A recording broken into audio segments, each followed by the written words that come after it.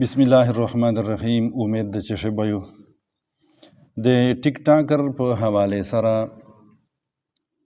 د قرآن پاک آیت کریمه نه او پیغمبر علیه السلام احادیث مبارکه نه موږ دلیل نیسو چې د هغه ټیک ټاک چې د بې حیایي پیلاو کونې دپاره سبب ګرځېږي.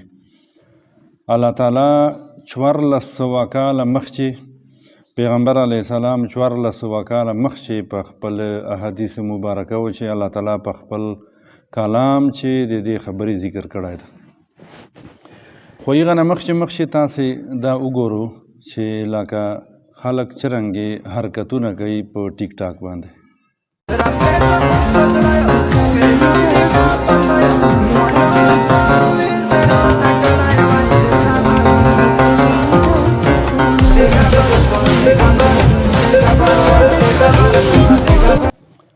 سوره نور آیت نمبر 19 دې ته به نه ګورو چې مولانا صاحب چې وایي، دې ته به ګورو چې خبرې چا وله کوي. الله تعالی فرمایي ان الذین بېشکه هغه خلک یحبون چې دا خوښوي، د یحبون چې کوم ورب ده دا فیوچر ده، مضارع ده، معنی چې ده معنی دا ده چې کاروبار دغه یي، زندگی مقصد دغه ګرځولی کوم ان تشیع الفاحشتو چې بې حیایي هغه نه بعده ګناه دا پیلاو سی فی الذین په هغه خلکو چې آمنو چې چا ایمان راوړی ده.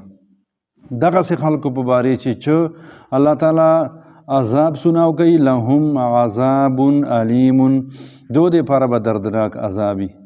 عذاب علیم یوه معنا مفسرین دا کوي چې علیم مولم په معنی سره د عذاب به دوره سختی چې د عذاب به خپله په عذاب چی چیرته به یي فی دنیا والآخره، په دې دنیا چې به یي او په آخرت چې به یي.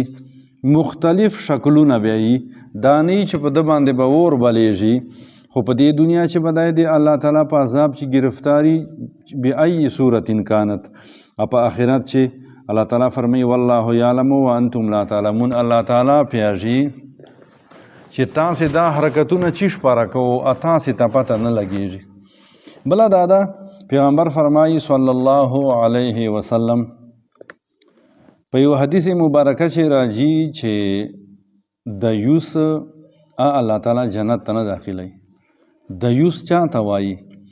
دیوس نه مراد هغه سړی ده چې د ده اهل و عیال، د ده هغه بچي یا د ده هغه رشته داران چې ده سره یې یعنی زنانه ده سره یې نکاح نه کیږي، په بې حیایي چې مبتلایي او دای هغه روکتام نه کوي، هغه دپاره کوشش نه کوي، حکم یې په چلېدو حکم نه چلایي. نو دغسې خلکو په باره چې پیغمبر علیه السلام فرمایي چې الله تعالی به جنت ته نه داخلوي.